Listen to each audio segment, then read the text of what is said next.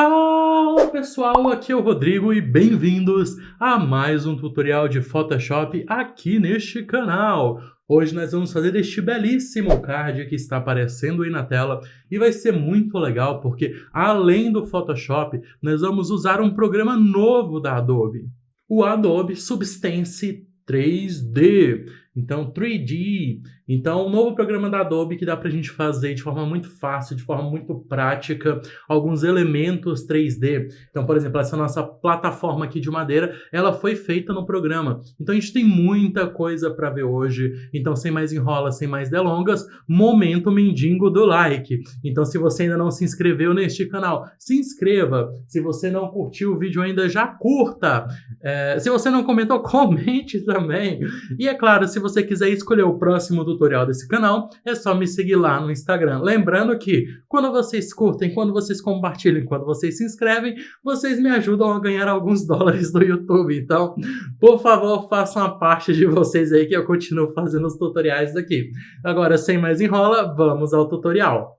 Primeira coisa, como sempre, Ctrl N para a gente criar um novo arquivo. Esse novo arquivo vai ser de 1080 por 1080 com 150 dpi. Então, tenho aqui o meu arquivo em branco. Vamos começar pelo fundo. A primeira coisa é o meu BG. O meu BG, vocês vão colocar o seguinte código de cor. 8C3338. Então, um tomzinho de vermelho bem escuro. Como sempre, Ctrl Shift N para criar uma nova camada. Mas antes, vamos começar a renomear as coisas. Vamos colocar o nome desse aqui de luz do fundo. Agora, de novo, no meu seletor de cores, agora eu vou colocar BB4C4F. Vou apertar B para ativar meu brush. Vou vir aqui no Size, no tamanho, e vou colocar 900. Vou clicar umas 2 vezes na tela para preencher com essa minha luzinha aqui de fundo. E perfeito.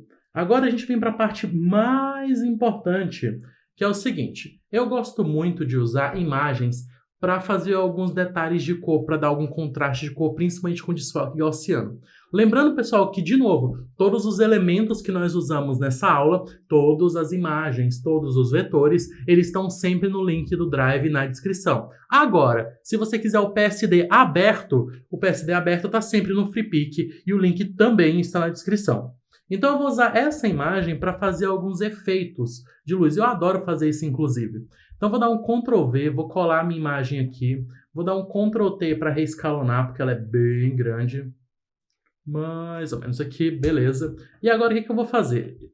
Antes de qualquer coisa, vou converter em objeto inteligente. De novo, a gente já aprendeu isso. Para não fazer qualquer alteração destrutiva, usa o objeto inteligente. Eu não fiz isso quando eu joguei a imagem antes de reescalonar, porque eu não vou precisar mexer no tamanho dela. Mas se você precisar, jogou a imagem no arquivo, antes de fazer qualquer coisa, converte em objeto inteligente. Agora eu vou vir em Filtro, Blur, Gaussian Blur, ou seja, desfoque gaussiano. Vou colocar aqui 64, posicionar a minha imagem mais ou menos aqui, e agora eu vou vir no meu modo de mesclagem, que é onde a mágica acontece, e vou colocar em Overlay. Beleza? Vou diminuir aqui, tô achando que tá muito forte, mais ou menos, deixa eu ver, 60. Beleza, olha a diferença que dá. Então, com o desfoque gaussiano, além dele ganhar essa vinheta lateral, ele dispersa melhor a minha informação de luminosidade do fundo. Então, fica um efeito super legal, que dá para usar em vários momentos, em várias ocasiões. Eu acho que preenche legal, dá uma dispersão legal. Então, eu costumo usar muito isso das imagens nas composições. Mas não é a única coisa que a gente vai fazer. Na verdade, tem muita coisa para fazer. Nosso próximo passo é justamente criar essa partezinha aqui de baixo da nossa tábua. Então vamos lá? Vou abrir aqui o meu Substance 3D, meu Adobe Substance 3D Stager. Não sei se foi certo, mas tentei. Meu professor de inglês deve estar com vergonha de mim. Misericórdia, mas vamos lá. Como é que o Substance funciona? Ele é bem intuitivo, então na parte de 3D ele é um dos programas bem legais. Assim, ele é um programa de introdução, claro. Ele não é tão complexo quanto um Blender, quanto o Cinema 4D, mas dá para criar coisas super legais com o programa. Então vamos lá? Primeira coisa que a gente vai ter aqui na lateral os nossos ativos, que são as nossas formas básicas que já vêm pré-setadas aqui no programa. Então se vocês clicarem aqui em texto, ele vai gerar aqui um packzinho para você alterar seu texto em 3D. Ou não, você quer colocar, por exemplo, uma esfera. Então você vai clicar na esfera, ele vai fazer o packzinho. Por padrão, ele já vem setado com uma luz, mas a gente consegue configurar luz, material, tudo certinho. É só a gente vir, por exemplo, em biblioteca e a gente vai ter algumas coisas também pré-setadas nesse sentido. Ou se a gente quiser aplicar material ou fazer o acabamento final, a gente vem na guia de aplicar acabamento. Então é super simples e super intuitivo de mexer. Tá, Rodrigo, e onde é que fica a luz? Onde é que ficam os materiais? Então, é justamente aqui. Eu tenho os meus modelos, que é essa aba que está aberta. Depois eu tenho os meus materiais pré-setados, tem uma variedade legal. Depois eu tenho algumas definições de luz e a gente passa tanto por estúdio, quanto por luz diária, quanto por spots. Então tem bem legais, tem algumas configurações de ambiente que também são super legais. E por último, eu posso aplicar alguma imagem no meu cenário para renderizar. Então é super tranquilo e super fácil de mexer. Aqui nós vamos trabalhar como cubos, como vocês conseguem ver aqui na nossa imagem. São os cubos que são a base da nossa plataforma. Então eu tenho um cubo aqui, depois um cubo mais alto e depois aqui. Então quando eu clicar, meu cubo já apareceu. Eu vou diminuir aqui um pouco a altura dele, porque não é tão alto. Esse primeiro ele é o mais baixo. Depois eu vou dar um Ctrl+C, Ctrl+V para duplicar e vou puxar ele aqui, ó, na diagonal. Aumentar um pouquinho a altura, porque esse step é um pouco mais alto. De novo, Ctrl+C, Ctrl+V e vou puxar mais um cubo para cá.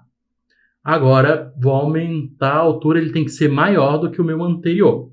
Agora eu vou puxar eles mais para perto, para ficar bem próximo e ter o link deles do step bonitinho. Tenho aqui já, acho que um pouquinho mais alto. Beleza? Vamos olhar aqui a nossa referência. Aqui é um pouco mais alto. E aqui também um pouquinho mais alto. E aqui também. Beleza? Tenho aqui a base do meu objeto. O próximo passo é inserir o nosso material. Então eu vou mudar agora de guia e vou vir aqui na minha guia de materiais. Os materiais, pessoal, eles estão em inglês. Então, para achar, por exemplo, uma textura de madeira, vocês vão digitar wood. Aí é só clicar, segurar e puxar até o objeto. Ele demora um pouquinho para carregar, mas depois ele aplica o objeto, depois ele aplica a textura no objeto certinho. Então, eu apliquei aqui, ó.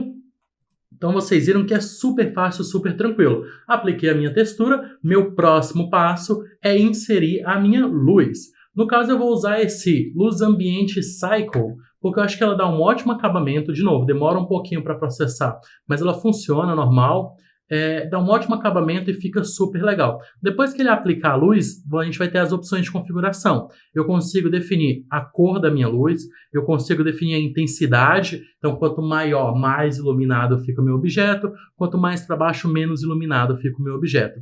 Depois eu consigo alterar o giro, ou seja, como a luz vai rotacionar em torno do meu objeto, criando efeitos diferentes. E a altura, se a minha luz está mais de cima, está mais de baixo, e qual vai ser o efeito. Aqui a gente vai deixar 94, 100, 45.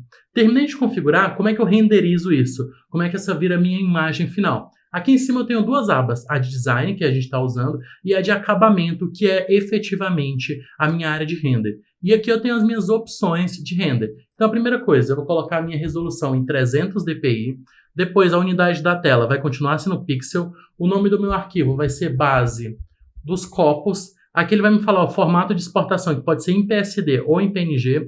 Eu prefiro que seja em PNG. E aqui o local onde a gente vai salvar. Nesse caso, eu vou salvar aqui dentro da pastinha de tutorial. Beleza? Agora é só aplicar acabamento. O que ele vai fazer? Ele vai renderizar o nosso arquivo. Então, esse processo ele vai demorar um pouquinho, mas daqui a pouco ele fica pronto. Renderizou o nosso arquivo, a gente já tem a versão dele final lá na nossa pasta em PNG. Vou fechar aqui, vai pedir para salvar. Não vou salvar, já exportamos nosso arquivo, mas é sempre bom salvar. Vou fechar aqui, vamos voltar aqui no nosso PSD. E agora a gente vai importar a nossa base. Então eu vou dar um Ctrl+O para abrir. Vou vir aqui na minha área de trabalho, em tutoriais, em tutorial 2.